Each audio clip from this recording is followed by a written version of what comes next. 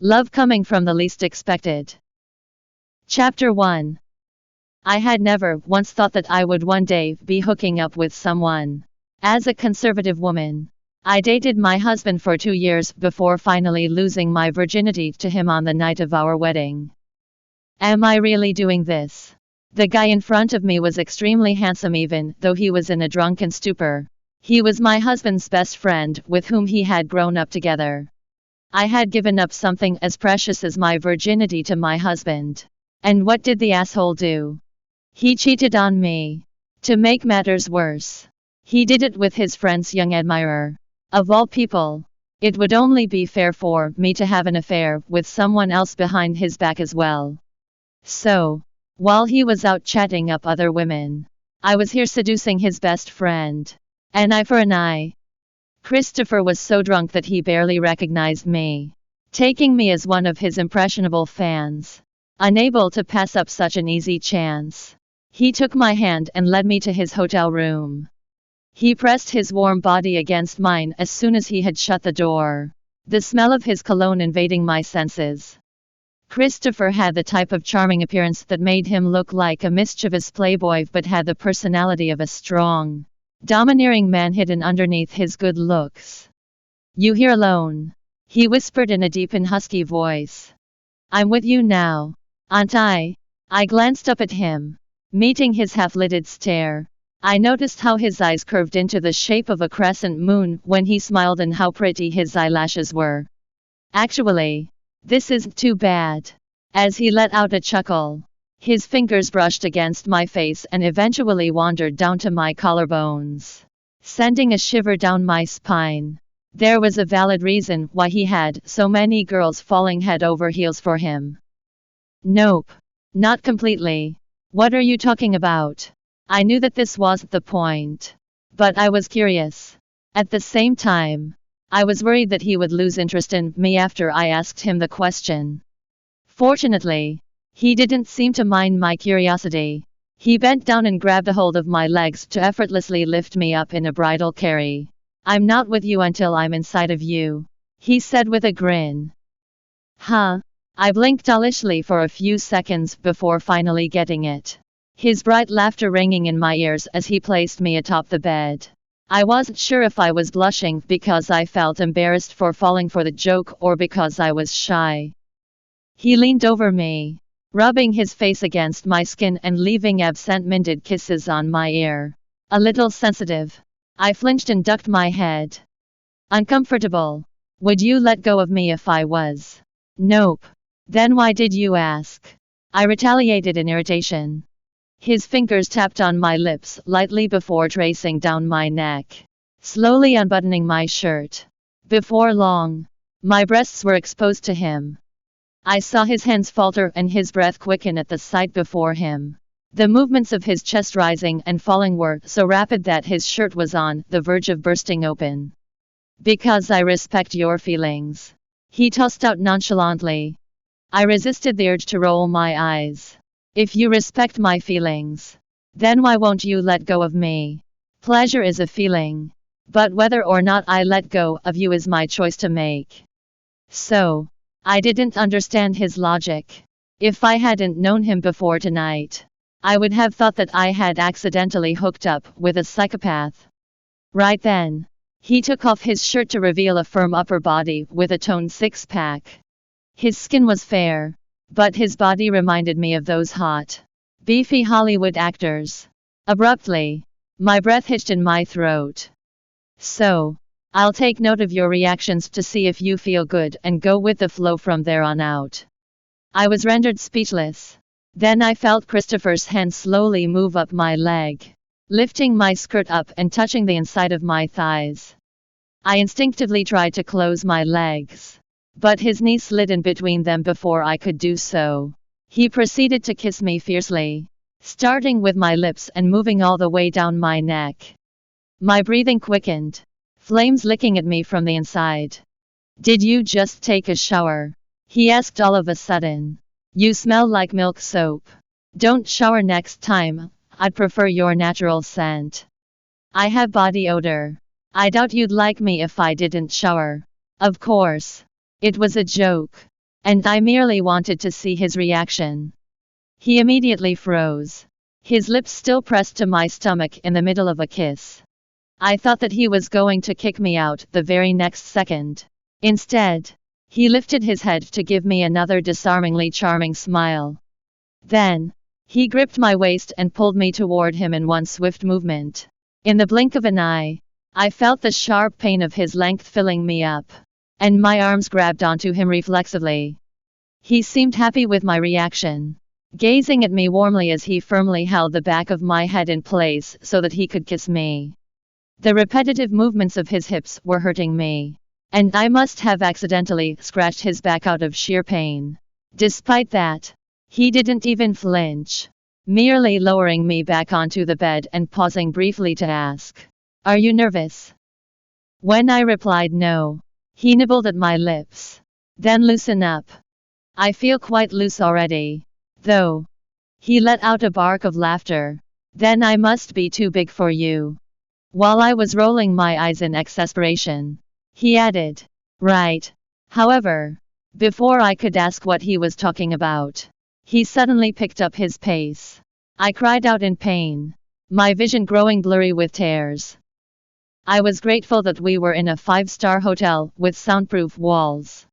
The realization that this hole was asking me whether or not I thought his length was too big dawned upon me. Nevertheless, I had to admit that he was good at this. The pain I felt down there made me yelp out once more. His thrusts had abruptly increased in speed and depth as if he was venting his frustration. "Wait.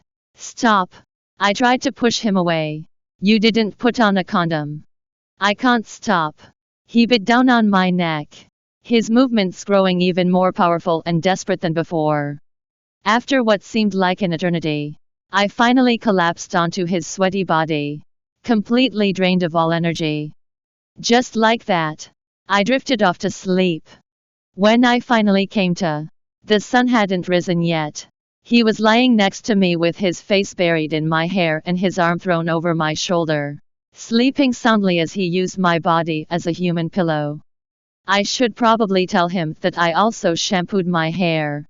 But instead of doing so, I carefully pushed his arm off of me, trying to get out of bed and put my clothes back on without waking him. To my chagrin, I fell back into bed with a simple tug of his arm, finding myself trapped in his embrace once more. I turned to meet his sleepy, half-lidded gaze. "Yvonne," he mumbled out calmly. For some reason, I was the one suddenly overcome with nervousness. You. He blinked at me with his long lashes, opening his mouth as if to continue, although no words came out. For some unknown reason, I squirmed uncomfortably. After a beat of hesitation, I reached forward and looped an arm around his neck, pulling him in for a kiss. What a coincidence. I smiled at him. I was just in the mood for some fun last night. I didn't think I'd bump into you. I was trying my best to appear calm, desperately hoping that he would believe my lie. But my heart was pounding in my chest, and my palms were sweaty. I was pretending to act like I was used to doing this sort of thing so that he wouldn't feel as guilty. But he seemed unperturbed, even smiling brightly at me. "Why do I feel like our roles are reversed? I should leave," I told him, climbing out of bed. "Want me to send you?" He sat up and got down from the other side of the bed, turning his back to me. Right then, I saw the long red marks on his back. He noticed me staring and turned to glance at me in amusement. "You are the first person to ever scratch me." "I didn't mean to scratch you," I argued. "Then what was it?" "You were hurting me, so I did it in self-defense." He laughed. "You are the one who was too tight." "I thought you were saying that you are too big." The words escaped me before I thought any better of it, my cheeks instantly flushing after saying so. "Lyle must have really hurt you. Huh?" And just like that, he chalked up all of my actions to be the result of his best friend's extramarital affairs. So he knew all along that Lyle was cheating on me. I should have seen this coming. After all, birds of a feather flock together. I'm such an idiot. "Why didn't you tell me?" I demanded agitatedly. He shrugged as he buttoned up his shirt. Tell you what. That Lyle hooked up with one of my friends. Or should I have brought you to catch them in the act? I was rendered speechless. He reached out for my hand. Let's go. I don't need you to send me home, I snapped, slapping his hand away and standing up to leave. The truth was, I wasn't actually angry with him. I just thought the gesture was unnecessary since I merely had a one-night stand with him to get back at my husband. And nothing more than that. He didn't follow me out the door. Upon leaving the hotel, I hurried to a pharmacy to buy some morning after pills and gulped them down, feeling slightly more at ease than before. Lyle was already asleep when I arrived home. He must have really trusted me as he didn't even text me to ask where I was when I didn't come back home last night. I closed the curtains and got ready for bed when my phone buzzed with a notification. To my surprise, it was a text message from Christopher. What are you closing the curtains for? I've already seen everything. I jumped in shock and quickly drew back the curtains to reveal a car parked downstairs. Christopher. Did he follow me home? My phone buzzed again. Don't take any pills next time. I'll wear a condom. The corner of my mouth twitched. He wanted a next time. Right then, I heard the sound of Christopher's car revving its engine downstairs. My fingers hovered over the screen of my phone for a moment. Instead of replying to his messages, I deleted our entire chat history. This will do for now. It was during breakfast the next day that Lyle asked me, "Where'd you go last night?" I froze up, nearly dropping my fork onto the floor. When I snuck a nervous glance at him, I saw that he was absent-mindedly flipping through the newspaper and paying me absolutely no mind. I swallowed the bitter taste in my mouth. Even my one-night stand followed me all the way home because he was concerned for my safety. Yet, my darling husband was asking about my whereabouts without any hint of worry. I smiled wryly. I went to the beauty salon with my friends. He accepted my flimsy excuse, making a simple sound of acknowledgement to signal the end of the conversation. Sadly, I had grown used to this silence after being married to him for 2 years. I was about to get up to put the dishes in the sink when I felt something press down on my shoulder, forcing me back into my seat. Out of the corner of my eye, I saw a figure dressed in white sit down in the chair next to mine. "I'm here for a free breakfast meal. You don't mind, right, Yvonne?" It was Christopher. Lyle didn't have any other close friends besides him, and only Christopher would dare to act so casually around both of us. Without waiting for a response, he took my utensils from me and started helping himself to the dishes set out on the table. Lyle gave him a sidelong glance. "Those are hers." "Wait, really?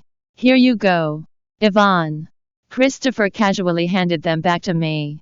However, I couldn't just resume eating breakfast using these utensils after he had used them. Could I? When I didn't take the utensils from him, Lyle spoke up with a slightly sour expression. "It's fine. Just take them and be more careful next time. People will run their mouths if they see this." "You are right. I'll make sure to be more careful in the future." Christopher grinned brightly.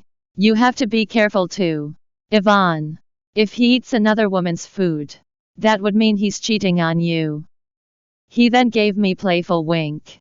Meanwhile, Lyle had stiffened, his hand frozen mid-air in the midst of flipping a newspaper page. His reaction satisfied me greatly, but I kept quiet. After forcing out an awkward cough, Lyle changed the topic to focus back on Christopher. "I haven't seen you recently. Where have you been hanging out?" "Ugh, don't bring it up. My friend's boyfriend cheated on her, so I had to accompany her while she caught him in the act." Christopher replied casually. "You should have been there to see it. She and an entire group of girls stripped the guy and the homewrecker down to their underwear and paraded them around in the streets. It was a sight." Lyle coughed again, turning around to grab a glass of water for his suddenly dry throat. "Yvonne, if you ever want to go catch him cheating on you, Remember to bring along a reporter. Christopher pressed on. He absolutely detests reporters. As soon as he said that, Lyle accidentally knocked over the glass of water, spilling it all over himself and the counter. I could almost sense the anxiety emanating from him. I'm going to get changed. You guys can continue chatting. With that, he ran off with his tail between his legs. Christopher kicked back and crossed his arms behind his head, grinning like a Cheshire cat. When I turned to stare at him gratefully, he wrapped an arm around my waist and pulled me over to sit on his lap. My face instantly reddened at the sudden intimacy, and I pressed my hands against his chest as my blood pounded in my ears. What are you doing? He's right there. He let go of me but remembered to peck my cheek before doing so. You still have some fighting spirit left in you. Looks like I wasn't rough enough last night. His words left me feeling flustered and shy. When Lyle came back out, Christopher grinned at him. You are done. Let's get going. Instead of leaving, Lyle walked over to me and lifted his chin slightly, gesturing for me to knot his tie for him. I hadn't done so in such a long time, and the last time I had, he called my knot messy and ugly, so I wasn't sure why he wanted me to do it now of all times. After I was done, he pressed a kiss to my forehead out of nowhere. Wait up for me tonight, he said stiffly. I'll come back to have dinner with you. I hummed in response and took a peek at Christopher's cheery, mischievous expression, watching as he swiftly chucked something into the trash bin. Not long after the two men walked out the door, I heard Lyle say, "Where's my flight ticket?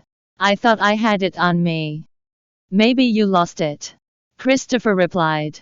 I couldn't see his face, but I could hear the proud tone in his voice as he added, "I'll ask someone to buy one for you later." I picked up the crumpled piece of paper from the trash bin. As I had expected, it was Lyle's flight ticket. I smiled to myself and sent Christopher a text message, "You are so childish." When I received no reply, I decided to go back to minding my own business. Keeping Lyle's promise of coming back for dinner in mind, I went to the market to buy the ingredients for his favorite food. After returning home, I habitually checked my phone, but there were no message notifications. Why am I waiting for a message from Christopher? This realization made me frustrated and disappointed in myself. With that, I chucked my phone onto the sofa. The phone rang as I was busying myself in the kitchen. For some reason, my heart skipped a beat. I scrambled out of the kitchen to pick up the phone, but all the excitement instantly disappeared when I saw that it was Lyle calling. "Hello. Hey, dear.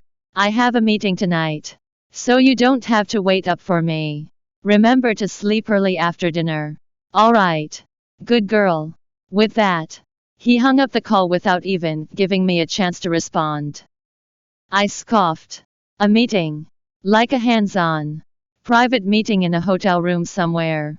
His employees are so lucky to have such a caring boss. To my surprise, I didn't feel upset at this news.